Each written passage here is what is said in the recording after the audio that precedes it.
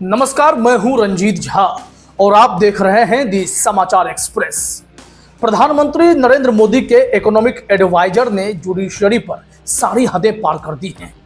जब पीएम मोदी के आर्थिक सलाहकार संजीव सान्याल ने न्यायपालिका को भारत के विकास में सबसे बड़ी बाधा बताया, तो यह सिर्फ एक बयान नहीं था, यह उस मानसिकता का परचम था जो अब अदालतों को भी बेमतलब मानने लगी है।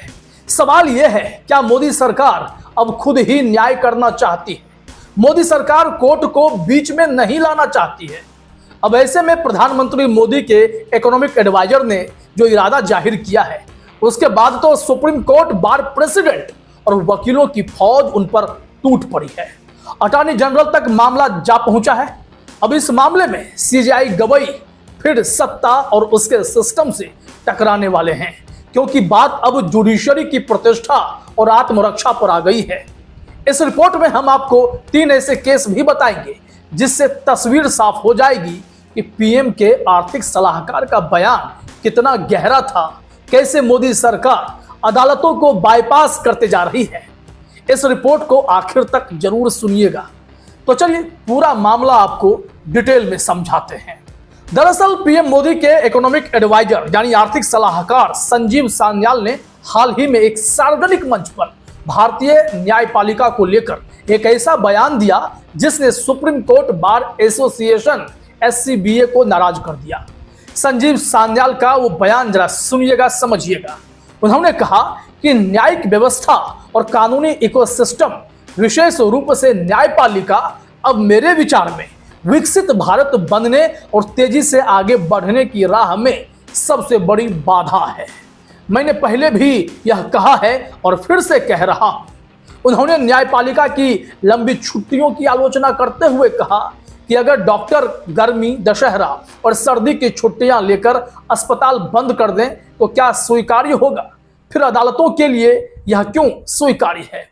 उन्होंने माय लॉर्ड, योर लॉर्डशिप जैसे संबोधनों को औपनिवेशिक मानसिकता का प्रतीक बताया और कहा कि आप एक ऐसी व्यवस्था नहीं चला सकते जिसमें याचिका को प्रार्थना कहा जाता है। यह तो मजाक है। यहां तक तो उनकी बात ठीक थी कि उन्होंने कुछ आलोचना की, लेकिन विकास में जुडिशरी बाधा बन रही है, इसके बहुत गहरे मायने हैं। एससीबीए ने पलटवार किया। एससीबीए अध्यक्ष और वरिष्ठ अधिवक्ता विकास सिंह ने सान्याल की टिप्पणी को गैर जिम्मेदाराना और अपरिपक्व बताया। उन्होंने कहा, जटिल संरचनात्मक समस्याओं को न्यायपालिका पर दोष मढ़ना भ्रामक है। न्यायपालिका को भारत के विकास में सबसे बड़ी बाधा बताना बेहद अपरिपक्व है। असल समस्याएं सरकार की नीतियों, नियुक्तियों और बुनियादी ढांचों की कमी में है। जज सप्ताहांत में केस फाइलें पढ़ते हैं, फैसले लिखते हैं। छुट्टियां उनके मानसिक स्वास्थ्य के लिए भी उतनी ही जरूरी हैं।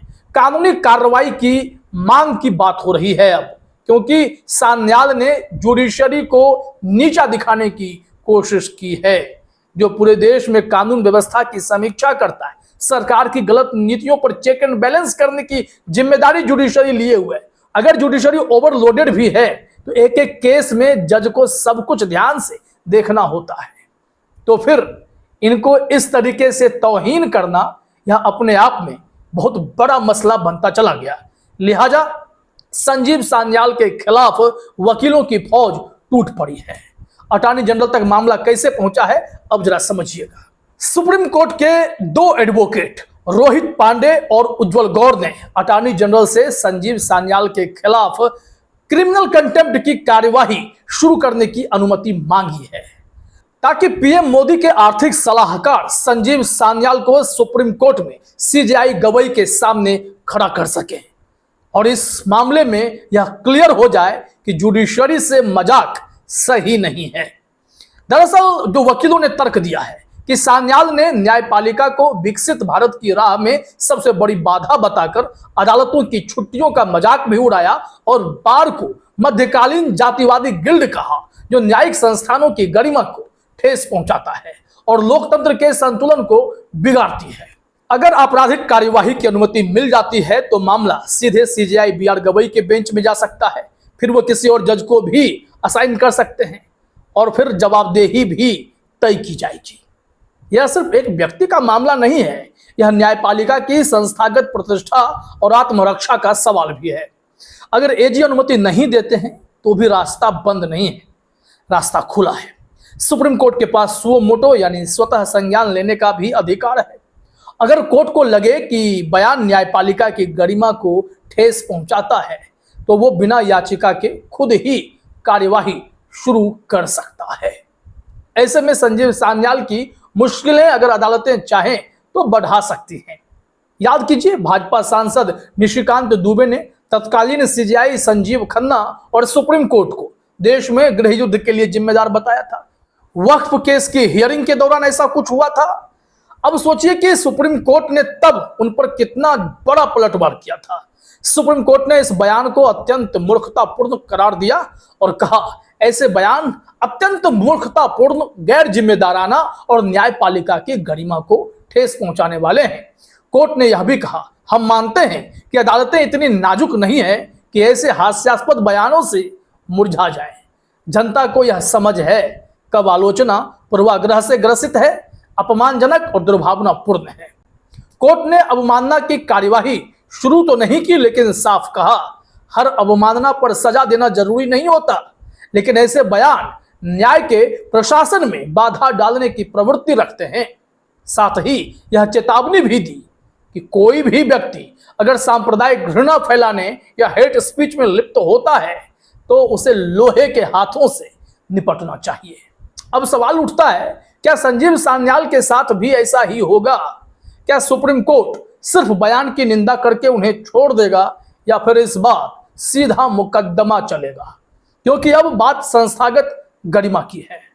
क्या सीजेआई गवई सत्ता के दबाव से ऊपर उठकर न्यायपालिका की प्रतिष्ठा की रक्षा करेंगे?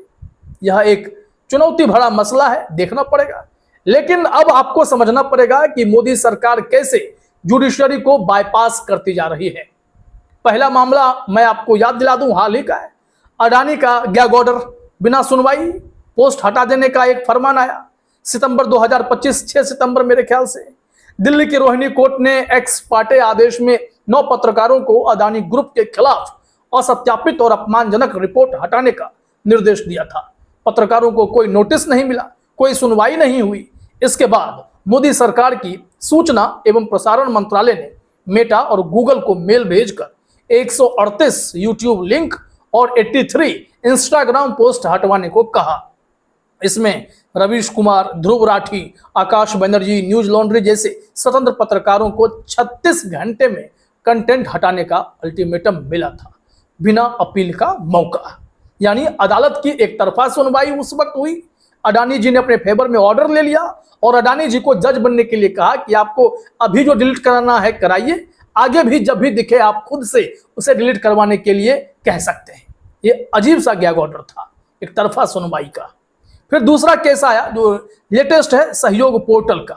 अक्टूबर 2024 में मोदी सरकार ने सहयोग पोर्टल लॉन्च किया, एक ऐसा प्लेटफॉर्म जिससे सरकार सीधे सोशल मीडिया से कंटेंट हटाने का आदेश दे सकती है। एलोन मस्क की कंपनी एक्स ने इसे गैर कानूनी सेंसरशिप बताया और कोर्ट में चुनौती दी। लेकिन कर्नाटक हाईकोर्ट ने कहा सोशल मीडिया को अराजक स्वतंत्रता नहीं दी जा सकती। इस पोर्टल के जरिए हजारों सरकारी अधिकारी बिना सुनवाई के कंटेंट हटाने का आदेश दे सकते हैं। सुप्रीम कोर्ट के श्रेया सिंघल फैसले को यहां दरकिनार कर दिया गया। बॉम्बे हाईकोर्ट ने जो फैक्ट चेकिंग यूनिट को स्ट्राइक डाउन किया था उसको भी यहां दरकिनार कर दिया गया, क्योंकि कंटेंट हटाने से पहले पक्ष रखने का मौका देना चाहिए। अब सरकार के पास एक ऐसा बटन है जिससे वो अदालत के बिना ही कंटेंट डिलीट करवा देगी, गायब कर सकती है। क्या करेंगे आप? एक और देखिए, जहां जुडिशरी बाईपास होने की कगार पर है, 130वां संशोधन संविधान का। इसमें क्या हुआ? अगस्त 2025 में अमित शाह ने संसद में 130वां संविधान संशोधन पेश किया। प्रस्ताव क्या था? अगर कोई प्रधानमंत्री, मुख्यमंत्री या मंत्री गंभीर अपराध में 30 दिन तक जेल में रहें तो उनकी कुर्सी स्वतः खाली हो जाएगी। यानी बिना दोष सिद्ध हुए, बिना कोर्ट के फैसले, सिर्फ गिरफ्तारी के आधार पर सत्ता से बेदखल कर दिया जाएगा। विपक्ष ने इसे राजनीतिक विरोधियों को निशाना बनाने की साजिश बताया। अब सरकार के पास एक और हथियार है, गिरफ्तारी के जरिए सत्ता पलट कर देने का। सत्ता से बेदखल कर देने का। अब सोचिए कि लोकतंत्र बनाम सत्ता के स्थिति में क्या होने वाला है। क्या सरकार अब अदालत को विकास में बाधा मानकर उसे दरकिनार करना चाहती है? एक और मामला याद कर लीजिए कि चुनाव आयोग जैसी संस्था पर बीजेपी का एजेंट बनने का आरोप कैसे लगा। अरे जब सीजीआई को चुनाव आयुक्तों की नियुक्ति कमेटी से बाहर का रास्ता दिखा दिया गया, मतलब यहां भी जुडिशरी को बाईपास किया गया था, याद है ना? क्या यह केस इस मानसिकता का सबूत नहीं है? क्या अब सरकार खुद ही तय करेगी कि कौन दोषी है, कौन निर्दोष है, किसका कंटेंट रहेगा, किसका नहीं रहेगा? क्या अब अदालत की भूमिका सिर्फ एक औपचारिकता बनकर रह जाएगी? इस सवाल का जवाब कहां से आएगा? जब सरकार खुद ही तय करने लगे कि कौन बोलेगा और कौन चुप रहेगा, कौन दोषी है, कौन निर्दोष है, तो लोकतंत्र नहीं बचता, सिर्फ सत्ता बचती है। संजीव सान्याल का बयान उस सोच का आईना है जो अदालतों को अब विकास में बाधा मानती है। सवाल यह है, क्या हम इस चुप्पी को स्वीकार करेंगे? इसका जवाब चाहिए। आप इस मसले पर क्या सोचते हैं, हमें कमेंट में जरूर बताएं। वीडियो पसंद आए तो चैनल को सब्सक्राइब करें, वीडियो लाइक करें, शेयर करें, लोगों के बीच जमकर इसे साझा करें। फिलहाल इस वीडियो में इतना ही। आप तमाम साथियों का हमसे जुड़ने के लिए बहुत बहुत धन्यवाद, शुक्रिया।